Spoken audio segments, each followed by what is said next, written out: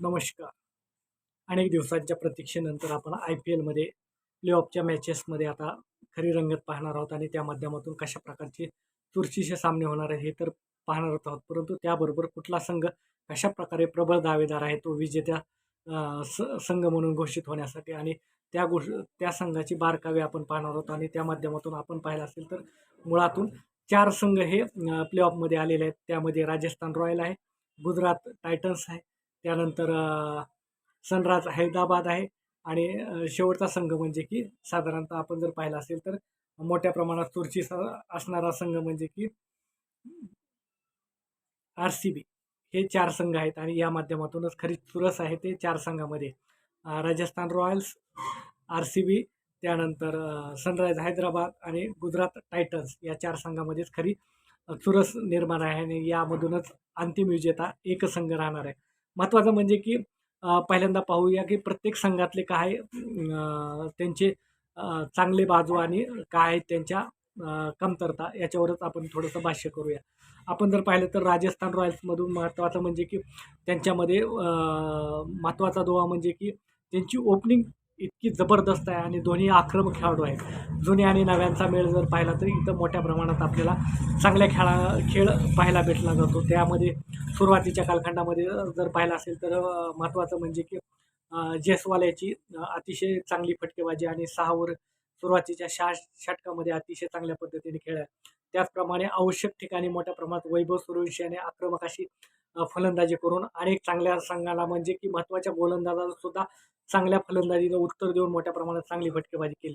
त्यात महत्त्वाचं म्हणजे की ती धावसंख्या वाढवताना त्यानं मोठ्या प्रमाणात षटकार खेचून मोठ्या प्रमाणात धावसंख्या वाढवली आणि निश्चितपणे त्याचा फायदा रन रेटला तर झाला, परंतु चांगल्या गोलंदाजाला झोडपून काढण्यामध्ये सुद्धा मोठ्या प्रमाणात वाटा हा वैभव सूर्यवंशीचा आहे. त्याचप्रमाणे मधल्या फळीमध्ये मोठ्या प्रमाणात जुरेल याने अतिशय चांगल्या प्रकारे फलंदाजी करून संघाला आवश्यक असणारी धावसंख्या जोडून दिलेली आहे. त्या कालखंडामध्ये जुरेल याने अतिशय चांगल्या पद्धतीनं फलंदाजी केली आणि संघाला आवश्यक असते त्यावेळेस मोठ्या प्रमाणात धावसंख्या उभारली. हा झाला फलंदाजी आणि त्यांच्यामध्ये महत्त्वाचं रॅन पराग याची कर्णधाराला साजेशी अशी खेळीसुद्धा अनेक सामन्यामध्ये आपल्याला पाहायला भेटली आणि त्याचं नेतृत्व इतकं बहरत गेलं की अतिशय चांगल्या योग्य वेळी गोलंदाजीमधले बदलाव हे त्या संघासाठी फायदेशीर ठरले आणि त्या माध्यमातून मोठ्या प्रमाणात गोलंदाजीचं जर आपण धुरा पाहिली असेल तर जोफ्रा आर्चर हा महत्त्वाचाच गोलंदाज या संघाकडे आहे आणि त्याने अनेक सामने हे फिरवलेले आहेत आणि सुरुवातीच्या कालखंडामध्ये जर भेदक गोलंदाजी पाहिली असेल तर जोफ्रा आर्चरच्या माध्यमातून आपल्याला पाहायला भेटली. प्ले ऑफमध्ये जर संधी भेटण्याचं सर्वात मोठं श्रेय कुणाला जात असेल तर जोफ्रा आर्चर, कारण की शेवटच्या सामन्यामध्ये विजय आवश्यक असताना जोफ्रा आर्चरने आणि संघाची धावसंख्या मंदावलेली असताना कालखंडामध्ये आपल्या फटकेबाजीनं अतिशय चांगल्या प्रकारे शेवटच्या 5 षटकामध्ये फलंदाजी केली. त्याच्यामध्ये रवींद्र जडेजा याने सुद्धा चांगल्या पद्धतीनं फलंदाजी करून शेवटच्या 5 षटकामध्ये 73 धावा खेचून आणि गोलंदाजीमध्ये सुद्धा जोफ्रा आर्चर याने अतिशय चांगल्या प्रकारे गोलंदाजी करून मोठ्या प्रमाणात विकेट घेऊन संघाला प्लेऑफमध्ये नेण्यामध्ये मोठ्या प्रमाणात संधी आहे. त्यामुळं गोलंदाजी भक्कम जर म्हणलं तर जोफ्रा आर्चर. त्याचप्रमाणे बर्गर यानं सुद्धा अतिशय चांगल्या प्रकारे गोलंदाजी करून संघाची मोलाची भूमिका निभावली. अशा पद्धतीनं राजस्थान रॉयल्सकडे पाहिलं तर 4 फलंदाज, 2 गोलंदाज आणि अष्टपैलू कामगिरी अनेक वेळा संघामध्ये अदलाबदली केलेली आहे. रवींद्र जडेजाला काही सामन्यामध्ये घेतलं आणि इतर गोलंदाजाला सुद्धा काही सामन्यामध्ये घेतलेलं आहे. त्यानंतर आपण पाहूया सनरायझ हैदराबाद या संघाची महत्त्वाची भूमिका म्हणजे की प्रत्येक संघात जर पाहिलं तर IPLमध्ये महत्त्वाचं म्हणजे ओपनिंग पार्टनरशिप याच्यावरच पूर्णपणे संघाचं विजयाचं श्रेय यावर्षीच्या अवलंबून राहिले. कारण की यावर्षीच्या IPLमध्ये मोठ्या प्रमाणात जर आपण पाहिलं असेल तर धावसंख्या ही 200च्या पारच गेलेली आहे आणि ती पार करण्यामध्ये मोलाचा वाटा असेल ते ओपनिंगचा आणि ओपनिंग फलंदाजाचा. त्या माध्यमातून आपण जसं पाहिलं की राजस्थान रॉयल्समध्ये यशस्वी जयस्वाल आणि वैभव सूर्यवंशी फलंदाजी पाहिली तर त्याचप्रमाणे सनरायझ हैदराबादमध्ये पाहिलं तर अभिषेक शर्मा याची सुद्धा फलंदाजी आपल्याला मोठ्या प्रमाणात भरत गेलेली पाहायला भेटली आणि त्या माध्यमातून सुद्धा अतिशय चांगल्या प्रकारे फलंदाजी करून त्यानं मोठ्या प्रमाणात संघासाठी धावसंख्या उभारलेली आहे. त्या प्रमाणात मोठ्या प्रमाणात हेनरिक क्लासेन याची सुद्धा फलंदाजी संघासाठी अतिशय फायद्याची ठरली आणि त्यामुळं सुद्धा अनेक सामन्यामध्ये संघाच्या विजयामध्ये कलाटणी देण्यासाठी महत्त्वाची भूमिका बजावली. त्याप्रमाणे ईशान किशन यानं सुद्धा अतिशय चांगल्या प्रकारे फलंदाजी केलेली आहे आणि तो सुद्धा फलंदाजीचा महत्त्वाचा दुवा या संघासाठी फायदेशीर ठरणार आहे. याप्रमाणे संघाचा कर्णधार पॅट कमिन्स यानं सुद्धा अतिशय चांगल्या प्रकारे गोलंदाजी आणि संघातलं नेतृत्व कुठल्या खेळाडूंना घ्यायचं आणि कुठल्याला संधी द्यायची कशाप्रमाणे याच्यात अतिशय चांगल्या पद्धतीने केल्यामुळे सुद्धा मोठ्या प्रमाणात फायदा सनरायझ हैदराबाद झालेला आहे. हा झाला आपण फलंदाजीचा विचार केला तर अभिषेक शर्मा असेल किंवा ईशान किशन असेल किंवा हॅन्ड्रिक क्लासेन असेल किंवा नितीश कुमार रेड्डी या खेळाडूकडे सुद्धा मोठ्या प्रमाणात पाहिलं जातं की हा खेळाडू ऑलराऊंडरची भूमिका मोठ्या प्रमाणात निभावलेली आहे आणि त्याने आपल्या गोलंदाजीत सुद्धा संघाला आवश्यक असणारी गोलंदाजी दिलेली आहे आणि मधल्या काही षटकामध्ये अतिशय चांगल्या प्रकारे गोलंदाजी त्यानं केलेली आहे. हे जर आपण पाहिलं तर याच्यातल्या बारीक गोष्टी जर विचार केला तर मोठ्या प्रमाणात ऑलराऊंडरची भूमिका ईशान किशन, नितीश कुमार रेड्डी यांनी सुद्धा चांगल्या प्रकारे घेतली. आता गोलंदाजीची भूमिका जर पाहिली असेल तर मोठ्या प्रमाणात पॅट कमिन्स याने चांगल्या प्रकारे गोलंदाजी केलेली आहे आणि त्यामुळं अतिशय संघाला फायदेशीर गोलंदाजी ठरली आहे. त्याचप्रमाणे ईशान मलिंगा यानं सुद्धा अतिशय चांगल्या प्रकारे गोलंदाजी करून आवश्यक असणाऱ्या विकेट संघासाठी घेतलेल्या आहेत आणि त्यानं सुद्धा ईशान मलिंगाच्या जर विकेट पाहिल्या IPLमध्ये तर अतिशय चांगल्या विकेट आहेत आणि त्याने मोठ्या प्रमाणात ते आहेत. त्याचप्रमाणे नवीन खेळाडू असणारा साकिब हुसेन यानं सुद्धा संघासाठी मोलाची भूमिका तो अंतिम संघामध्ये राहील का याची शाश्वती नव्हती, परंतु त्यानं गोलंदाजीनं आपण सिद्ध केलं की हे संघासाठी आपण कसे फायदेशीर आहोत आणि त्या माध्यमातून साकिब हुसेन सुद्धा चांगल्या प्रकारे गोलंदाजी केली. कर्णधार आणि ओपनिंग आणि मधल्या कालखंडात नितीश कुमार रेड्डी हाच सनरायझ हैदराबादचा फायदा. आपण आत्तापर्यंत 2 संघ पाहिले, 2 संघाची भूमिका पाहिली आणि त्या माध्यमातून हे प्लेऑफमधले 3 आणि 4 नंबरचे संघ आहेत. त्यानंतर आपण पाहणार आहोत गुजरात टायटन्स या संघाबद्दल आणि या संघाच्या खेळाडूबद्दल मोठ्या प्रमाणात कशा पद्धतीनं परिस्थिती आहे याच्यामध्ये. आपण जर पाहिलं तर गुजरात टायटन्समध्ये महत्त्वाचं पुन्हा एकदा येते ते ओपनिंग आणि ओपनिंग पार्टनरशिप. गुजरातमध्ये महत्त्वाचं म्हणजे की शुभमन गिल यांना अतिशय चांगल्या प्रकारे कर्णधार आणि कर्णधारपद सांभाळत नेतृत्वाची कसब दाखवताना फलंदाजीसुद्धा अतिशय चांगल्या प्रकारे केलेले. त्याचप्रमाणे साई सुदर्शन यानं सुद्धा मोठ्या प्रमाणात चांगली फटकेबाजी करून सुरुवातीच्या कालखंडामध्ये ज्यावेळेस शुभमन गिलची विकेट गेल्यानंतर अतिशय चांगल्या पद्धतीनं मोठ्या प्रमाणात अतिशय संघाला आवश्यक असताना धावसंख्या वाढवलेल्या त्याच वेळेस विकेट न पडू देण्याचं सुद्धा मोठ्या प्रमाणात काम ह्यानं केलेलं आहे. आणि हीच महत्त्वाची म्हणजे की सगळ्यात जमेची बाजू म्हणजे की यांची फलंदाजी आणि फलंदाजीवर असणारा जोर. त्याच माध्यमातून साधारणतः मधल्या जॉस बटलर असेल यानं सुद्धा अनेक सामन्यामध्ये मोठ्या प्रमाणात चांगल्या प्रकारे फलंदाजी करून आणि विकेटच्या पाठीमागे सुद्धा चांगल्या प्रकारे काम करून मोठ्या प्रमाणात फायदा घेतलेला. ह्याच्यात महत्त्वाचं म्हणजे की ऑलराऊंडरची भूमिका अतिशय चांगल्या प्रकारे इथं वॉशिंग्टन सुंदर यानं निभावलेले आणि संघाला आवश्यक असणाऱ्या धावसंख्यासुद्धा करण्यामागे त्याचा मोलाचा वाटा आहे आणि हाच जमेची बाजू म्हणजे गुजरात टायटन्समधली जमेची बाजू आहे. त्याचप्रमाणे राशिद खान यावर्षी म्हणावा असा चालला नाही, परंतु संघाला आवश्यक असणाऱ्या स्लॉग ओव्हरमध्ये धावा कमी देण्यासाठी सुद्धा त्यानं मोठ्या प्रमाणात काम केलं.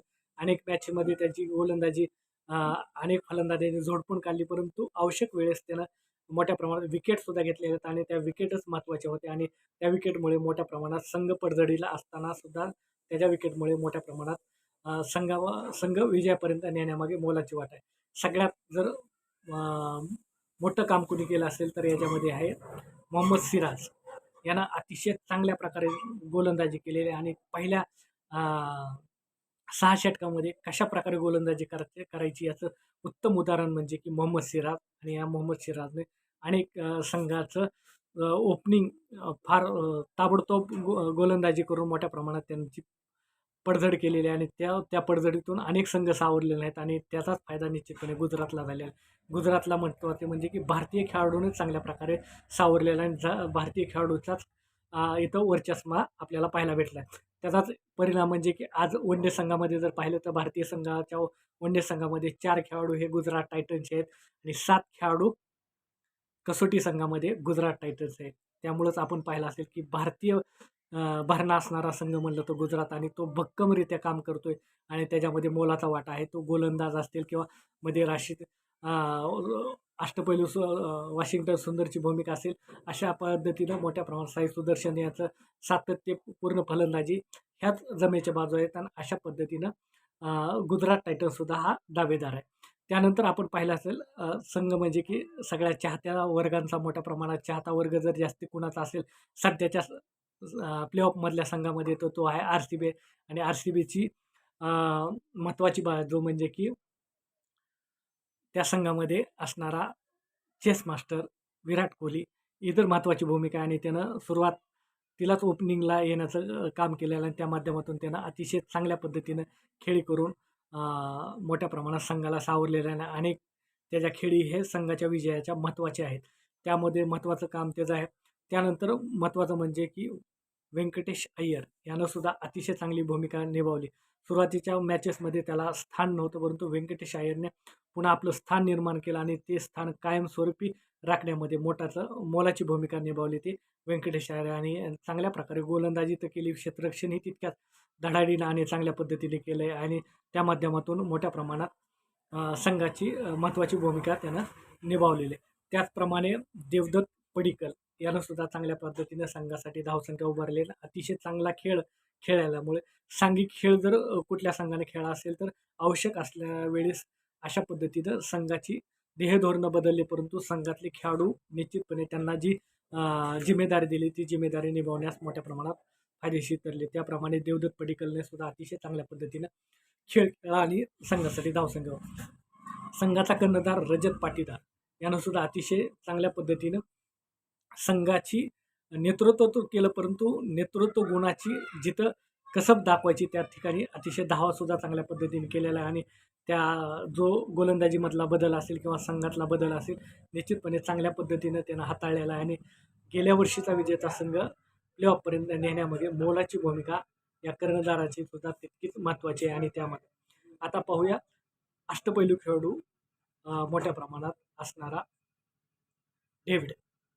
टीम डेव्हिड याने सुद्धा संघाला मोलाची भूमिका निभावली. यावर्षी तो अतिशय चांगल्या पद्धतीने खेळ दाखवण्यास सरस नव्हता, परंतु त्यानं काही सामने तर अतिशय चांगल्या पद्धतीने खेळत, परंतु त्याला ज्या खेळाशी प्रसिद्ध आहेत तशा पद्धतीने खेळ त्यानं आत्तापर्यंत तर मोठ्या प्रमाणात दाखवलं नाही, परंतु आपण पाहूया प्लेऑफमध्ये दाखवतं का, आणि त्या पद्धतीने अशा पद्धतीनं संघाची बांधणी. आता पाहूया आपण त्यांचं गोलंदाजीची धुरा कशा पद्धतीने राहील.